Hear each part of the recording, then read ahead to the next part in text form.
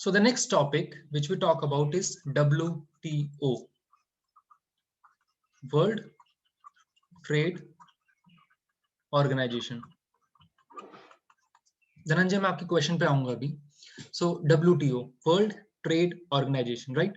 Initially हमें ये पता है कि अगर ट्रेड होता है, दो कंट्रीज के बीच में ट्रेड होता है, so there are lot of benefits associated with it, right? अगर एमएनसीज एक दूसरे के साथ ट्रेड करती हैं, अगर ग्लोबलाइजेशन का फिनोमेना होता है, तो नेशंस को फॉरेन एक्सचेंज रिजर्व भी मिलेगा, बहुत सारे लोगों को एम्प्लॉयमेंट भी मिलेगी, सिटीजन्स के लिए एक हाई वेराइटीज आनी शुरू हो जाती हैं at a very low cost, industries को भी फायदा होना शुरू होता है.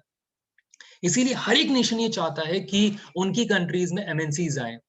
इसीलिए हर एक कंट्री ये चाहती है कि जो ट्रेड एंड कॉमर्स है वो बहुत रैपिडली इंक्रीज करे, एक्सपोनेंशियली इंक्रीज करे, राइट? इसीलिए there was organization made for this purpose called WTO. ठीक है. नाउ WTO को बनाने के पीछे रीजन क्या था? The reason is your trade. अगर ट्रेड होता है तो उसका पॉजिटिव पॉइंट भी है, उसका नेगेटिव पॉइंट भी है. पॉजिटिव पॉइंट क्या है? हम ऑलरेडी डिस्कस कर चुके हैं कि आपको फॉरेन एक्सचेंज रिजर्व मिलता है, सिटीजन्स के पास बहुत सारी वैरायटीज आती हैं, लो कॉस्ट पे होता है, वो सारी चीजें हम पढ़ चुके हैं. But it has also some kind of negative effect. Negative effect in the sense कि अगर दो कंट्रीज आपस में ट्रेड कर रही हैं, जब आप दुकान से सामान लेने जाते हो, कई बार आपकी दुकान वाले से झगड़ा हो जाता है. शायद सामान के ऊपर झगड़ा हो सकता है या फिर प्राइस के ऊपर झगड़ा हो सकता है, राइट? सो अगर दो कंट्रीज आपस में ट्रेड कर रही हैं तो उनके बीच में भी तो डिस्प्यूट्स हो सकता है. ठीक है. अगर ये डिस्प्यूट हुआ, सो कई बार ये डिस्प्यूट कॉन्फ्लिक्ट में, और कई बार ये कॉन्फ्लिक्ट वॉर में कन्वर्ट हो सकता है. ठीक है. सो अगर ट्रेड के इतने सारे पॉजिटिव पॉइंट हैं और नेगेटिव पॉइंट क्या है कि डिस्प्यूट्स, सो इन डिस्प्यूट्स को सॉल्व करने के लिए एक ऑर्गेनाइजेशन फॉर्म की गई and that organization is called world trade organization. ये कब फॉर्म हुई थी? 1995 के अंदर. 1995 से पहले this is known as GATT. This is known as GATT. Now GATT की फुल फॉर्म क्या होती है? GATT. GATT stand for General Agreement on Trade and Tariff. यहाँ पर around 160 countries, this is the data of 2014, 160 countries, और उस time पे around 150 countries थी. तो 160 कंट्रीज दे केम टुगेदर और उन्होंने बोलना शुरू किया कि देखिए ट्रेड से हर किसी को फायदा है. ठीक है. चाहे वो सिटीजन हो, चाहे वो इंडस्ट्रीज हो, चाहे वो नेशन हो, हर किसी को फायदा है, राइट? नुकसान क्या है? डिस्प्यूट्स. सो इन डिस्प्यूट्स को सॉल्व करने के लिए let's come to a conclusion कि हम सब मिलकर एक ऐसी पॉलिसी बनाएंगे, ऐसी पॉलिसीज फ्रेम करेंगे जिससे हर किसी को फायदा हो. So they came together and form this general agreement on trade and tariff. Later on 1995 के अंदर इसका नाम चेंज होके WTO हो जाता है. क्यों? बिकॉज यहाँ पर ट्रेड में गुड्स के साथ साथ सर्विसेज को भी इंक्लूड करना था. ठीक है. So there was a organization formed in 1995, that is your WTO, world trade organization. ठीक है. नाउ इस वर्ल्ड ट्रेड ऑर्गेनाइजेशन के अंदर मैक्सिमम शेयर डेवलप कंट्रीज का है. एंड यही वो रीजन है कि ड्यूरिंग अराउंड 20s और व्हाट यू कॉल्ड अराउंड 2005 2006 के टाइम पे हमें ये रियलाइज हुआ कि WTO डेवलप कंट्रीज के फेवर में पॉलिसीज बना रही है, और जितनी भी डेवलपिंग कंट्रीज हैं या जितनी भी अंडर डेवलप कंट्रीज हैं उनके साथ एक्सप्लॉयटेशन हो रहा है, राइट? हमारे लिए जो डेवलपिंग कंट्रीज है उनके लिए कुछ ऐसे रूल्स एंड रेगुलेशंस बनाए जाते हैं जो बहुत स्ट्रिक्ट हैं, वेयर एज अगर आप डेवलप कंट्रीज की बात करो उनके लिए जो पॉलिसीज बनती हैं वो बहुत फ्लेक्सिबल पॉलिसीज है, वो जो चाहे वो कर सकते हैं. जैसे I give you an example, you take the example of China and India, right? China के अंदर फेसबुक बैन है, चाइना के अंदर व्हाट्सएप बैन है, चाइना के अंदर ट्विटर बैन है, चाइना के अंदर जितने भी सोशल मीडिया एप्स हैं वो सब बैन है. इंडिया ने जब व्हाट यू कॉल टिकटॉक को बैन किया और अराउंड 59 एप्स को बैन किया था, चाइना ने WTO के अंदर हमारी शिकायत कर दी. अभी रिसेंटली अगर आप कल या परसों के न्यूज़पेपर में देखते हो तो चाइना हैज अप्रोच्ड WTO कि इंडिया आप हमारे रूल्स एंड रेगुलेशंस को फॉलो नहीं कर रहा. जो WTO के रूल्स एंड रेगुलेशंस हैं, जो एक फ्री ट्रेड की बात हो रही है, फ्री एंड फेयर ट्रेड की बात हो रही है, इंडिया उसको फॉलो नहीं कर रहा. ठीक है, इंडिया ने भी रिस्पॉन्ड किया, बट आप ये देख सकते हो चाइना जहां पर हर एक चीज बैन है, WTO से कुछ नहीं किया था, लेकिन इंडिया जहां पर उसने सिर्फ टिकटॉक को बैन किया, पबजी और इन सब एप्स को थोड़ा बैन किया on the basis of security reason, China ने कंप्लेन कर दी। WTO के अंदर आई गेस 28 अक्टूबर को हियरिंग है, एक हियरिंग हो चुकी है, एक दूसरी हियरिंग चल रही है। ठीक है, जहां पर मुझे पता है कि WTO ये बोलेगा कि इंडिया को फ्री ट्रेड एंड एग्रीमेंट की जो पॉलिसीज हैं उसको फेवर करना चाहिए। ठीक है, सो हमें ये देखने को मिल रहा है कि जितनी भी डेवलप कंट्रीज हैं, जितनी भी इन्फ्लुएंशियल कंट्रीज हैं, WTO उनके फेवर में काम कर रहा है। देयर वाज अनदर एग्जांपल और अनदर केस स्टडी जो एनसीईआरटी में दी हुई है। ठीक है, the case study which belong to agriculture. Right, India में more than 60% population according to NCERT and the current data according to economic service 52.5%. So let's go with the NCERT data. NCERT ये कहता है कि more than 60% population आज भी India में agriculture based है। और इंडिया में कौन सा एग्रीकल्चर होता है? कॉमर्शियल? अरे नहीं, कॉमर्शियल तो सिर्फ पंजाब एंड हरियाणा वाले एरिया में होता है। इंडिया में आज भी मैक्सिमम एग्रीकल्चर जो होता है वो है सबसिस्टेंस एग्रीकल्चर। लोग एग्रीकल्चर खुशी से नहीं करते, लोग एग्रीकल्चर कॉमर्शियल पर्पस के लिए या प्रॉफिट गेन करने के लिए नहीं कर रहे, वो किस लिए कर रहे हैं? For their own subsistence. जो भी थोड़ा बहुत बच जाता है वो सेल कर देते हैं मार्केट के अंदर, but ultimately the purpose is to feed themselves. ठीक है, India,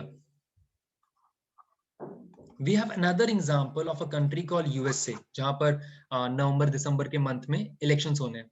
you take the example of USA. USA के अंदर जो एग्रीकल्चर होता है, this agriculture is totally based for commercial purpose।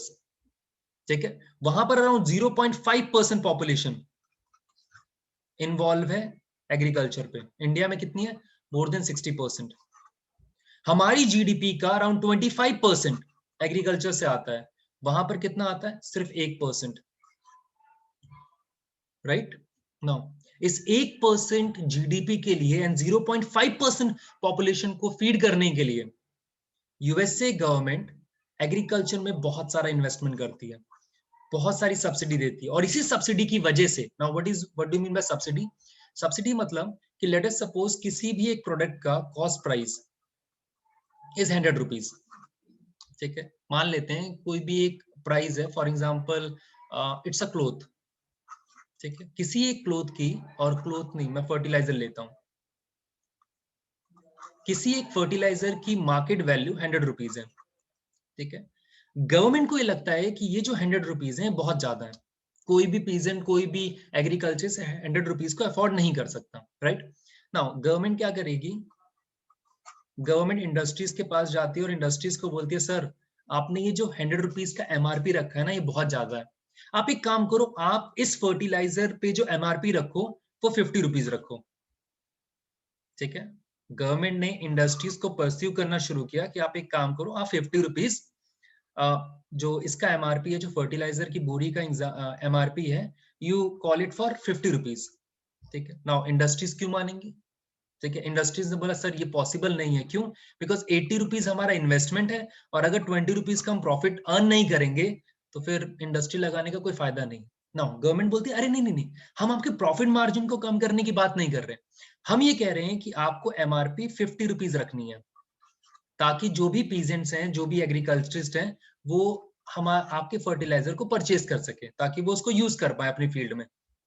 ठीक है, so you put the MRP of 50 rupees, जो बचा हुआ 50 रुपीज है हम डायरेक्टली आपको प्रोवाइड कर देंगे। सो ये जो एक्स्ट्रा अमाउंट जो इंडस्ट्रीज को डायरेक्टली प्रोवाइड किया जा रहा है, दैट इज कॉल्ड सब्सिडी। तो यहाँ पर गवर्नमेंट ने कितने की सब्सिडी दी? 50 रुपीज की। ना ये सब्सिडी क्यों दी जाती है? बिकॉज अगर सब्सिडी आप देते हो तो उसकी वजह से जो एग्रीकल्चर ग्रेन्स के प्राइसेस हैं वो कम हो जाते हैं। बिकॉज अल्टीमेटली जो एग्रीकल्चर जो इन्वेस्टमेंट कर रहा है, वो इन्वेस्टमेंट का पैसा कम हो जाता है। इनिशियली उसे फर्टिलाइजर के लिए 100 रुपए लगाने पड़ते थे, अब 50 रुपए लगाने पड़ते हैं। ठीक है, सो अल्टीमेटली अगर उसे 50 रुपीज लगाने पड़ रहे हैं तो उसकी वजह से प्राइस, उसका इम्पैक्ट प्राइजेस पे भी पड़ता है, फूड ग्रेन्स की प्राइजेस पे भी। सो अल्टीमेटली होगा क्या? ग्रेन के प्राइजेस कम होंगे।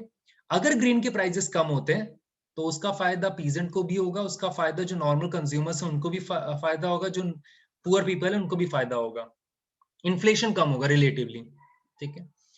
नाउ सी दिस सिनेरियो, इस 0.5% लोगों को एम्प्लॉयमेंट प्रोवाइड करने के लिए, 1% जीडीपी का इन्वॉल्व करने के लिए यूएस से अपने फार्मर्स को बहुत सारी सब्सिडी प्रोवाइड करता है, बहुत इन्वेस्टमेंट करता है एग्रीकल्चर पे, ठीक है ना। इस सब्सिडी की वजह से उनके जो फूड ग्रेन्स हैं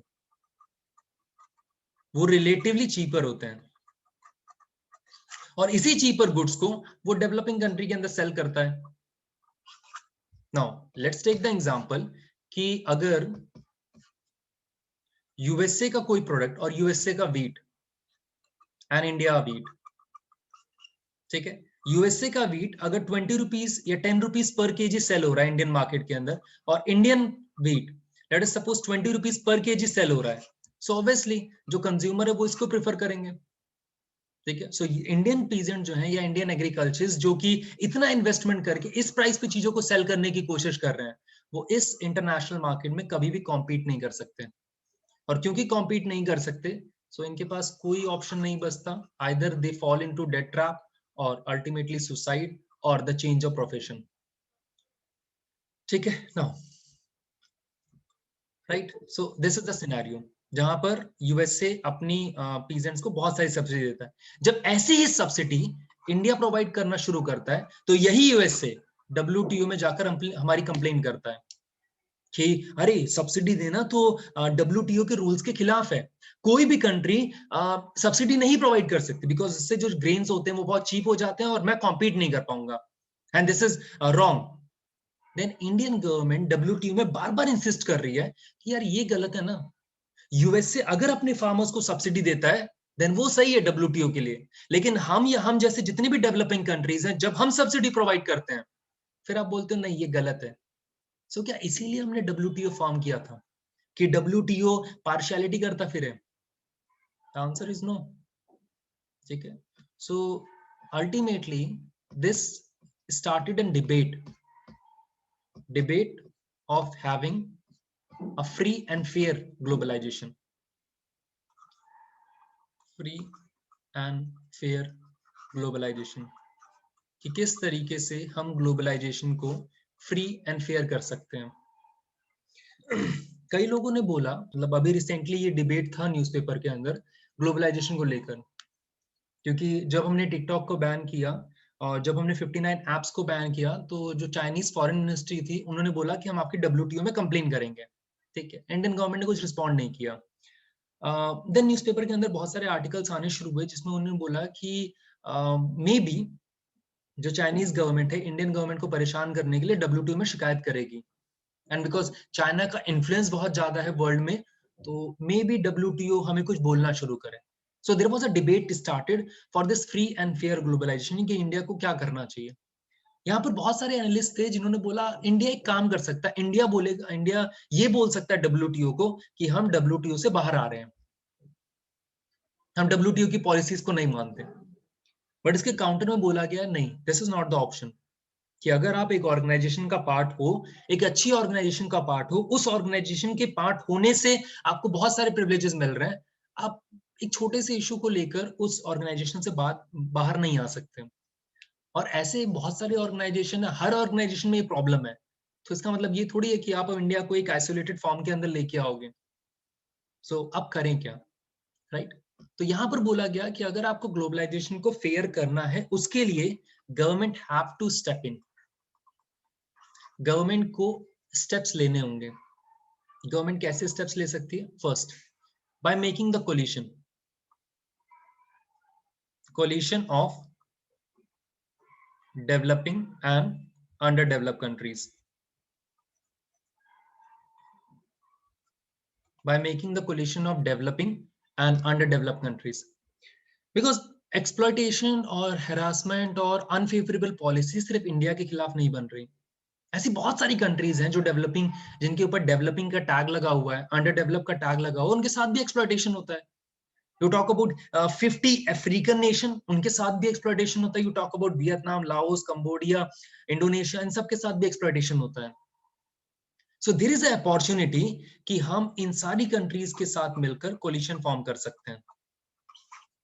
बिकॉज अल्टीमेटली अगर हम WTO में जाकर कुछ बोलते हैं, WTO शायद हमारी बात ना सुने, ठीक है, लेकिन अगर एक बहुत बड़ा ग्रुप WTO को फोर्स करता है, देन WTO को आपके फेवर में पॉलिसी बनानी पड़ेगी. This is the first step. Now अगर ये भी नहीं हुआ, then we can take the another step bye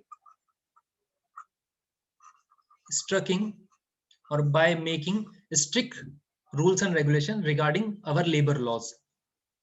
ठीक है, लेबर लॉज को लेकर हम जो अपनी पॉलिसीज हैं उनको बहुत स्ट्रिक्ट कर सकते हैं.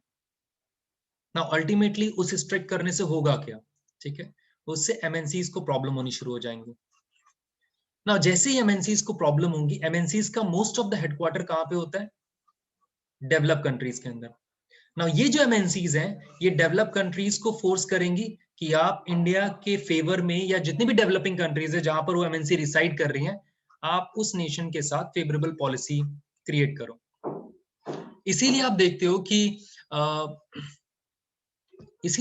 हो कि जब भी हमारा चाइना के साथ टशल होता है, we always do some economic restrictions. ठीक है, आज भी अगर आप देखते हो तो पोर्ट्स के ऊपर अराउंड 2000 करोड़ का प्रोडक्ट वहां पर पड़ा हुआ है, and Indian government clearance provide नहीं कर रही. क्यों? क्योंकि हमें पता है कि अगर हम क्लियरेंस प्रोवाइड नहीं करेंगे तो उसकी वजह से एमएनसीज को प्रॉब्लम होगी, और एमएनसीज अपनी गवर्नमेंट को फोर्स करेगी कि आप इंडिया के साथ एक अच्छे रिलेशन एस्टैब्लिश करके रखो. ठीक है, now this is the second part, that is the strict rules and regulations regarding to labour law. The third is your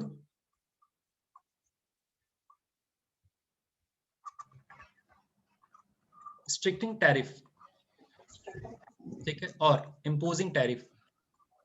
आप टैरिफ लगा सकते हो. ठीक है ना, अगर आप टैरिफ लगाते हो तो उससे अगेन एमएनसीज को प्रॉब्लम होनी शुरू हो जाती है, जहां पर अगेन वो डेवलप कंट्रीज को फोर्स करेंगे. आप लोगों में से कितने लोगों को डोकलाम के बारे में पता है? देयर वाज अ इशू अकर इन 2017. ठीक है, that was called Doklam issue. हाँ, कितने लोगों को डोकलाम इशू के बारे में पता है या नाम सुना है? This is an tri junction area between India, Bhutan and China. किसी को पता है डोकलाम इशू के बारे में? No sir. अच्छा, नहीं पता. सुनो, इनिशियली अगर आप देखते हो, so this is your Nepal. ठीक है, एंड नेपाल के बाद this is your Sikkim, this is your Bhutan. ठीक है, and this is your Siliguri corridor, and ये आपका बांग्लादेश है. ठीक है, डोकलाम इज दिस, ये रीजन है. ठीक है, यहाँ पर इसके ऊपर China, Sikkim, India and Bhutan. Initially China इस वाले एरिया में अपने इंफ्रास्ट्रक्चर को डेवलप कर रहा था, और अगर चाइना इस पूरे इंफ्रास्ट्रक्चर को डेवलप करने में सक्सेसफुल हो जाता, देन ये इंडिया के लिए प्रॉब्लम थी, बिकॉज इंडिया इस एरिया में कंट्रोल नहीं करता. This was a disputed area between Bhutan and China. ठीक है, बट द प्रॉब्लम इज कि अगर चाइना यहाँ पर इंफ्रास्ट्रक्चर को बिल्ड कर सकता है, तो कभी भी वो सिलीगुड़ी कॉरिडोर को बंद कर सकता है. सो हमारा जो ओवरऑल कनेक्शन है between India's mainland to our north east, ये ब्रेक हो जाएगा. ठीक है, सो इस सिनेरियो के अंदर जब चाइना और इंडिया का टशल चल रहा था, तो हमने, या इंडियन गवर्नमेंट ने एक डिक्री रिलीज की, जहां पर बोला कि हम स्मार्टफोन को चेक करेंगे कि कितने स्मार्टफोन हमारे जो स्टैब्लिश क्वालिटी है, ठीक है, उसके स्टैंडर्ड को मीट करते हैं. जबकि आपको पता होना चाहिए, इंडिया का कोई भी क्वालिटी स्टैंडर्ड नहीं है. हमारे पास कोई पॉलिसी नहीं है जिससे हम चेक करें कि स्मार्टफोन की क्या क्वालिटी है, राइट. बट हमने ये रूल्स एंड रेगुलेशंस क्यों बनाए? बिकॉज हम ये चाहते थे कि स्मार्टफोन मैन्युफैक्चरिंग जितनी भी कंपनीज हैं उनको प्रॉब्लम हो, क्योंकि जैसे ही इनको प्रॉब्लम होगी, ये जो एमएनसीज हैं, ये चाइनीज गवर्नमेंट को फोर्स करना शुरू करेंगे, और at that time we are successful.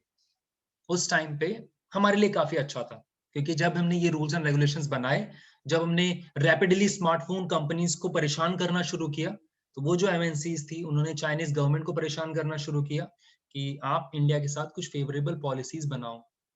ठीक है, so these are the 3 factors जो वी एक्सपेक्ट कि इंडियन गवर्नमेंट कर सकती है, जहां पर वो कोलिशन फॉर्म कर सकती है, लेबर लॉज को स्ट्रिक्ट कर सकती है, टैरिफ लगा सकती है, टैक्सेस लगा सकती है.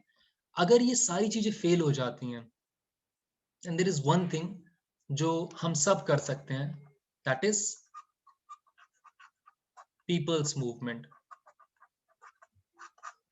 The last is people's movement, जो आजकल आप देख भी रहे हो। Now what do you mean by people's movement? People's movement मतलब कि अगर गवर्नमेंट फेल हो जाती है कि वो डब्ल्यूटीओ को प्रेशराइज नहीं कर सकती, वो इन डेवलप कंट्रीज को प्रेशराइज नहीं कर सकती, then there is a role of people who are ultimately the consumers.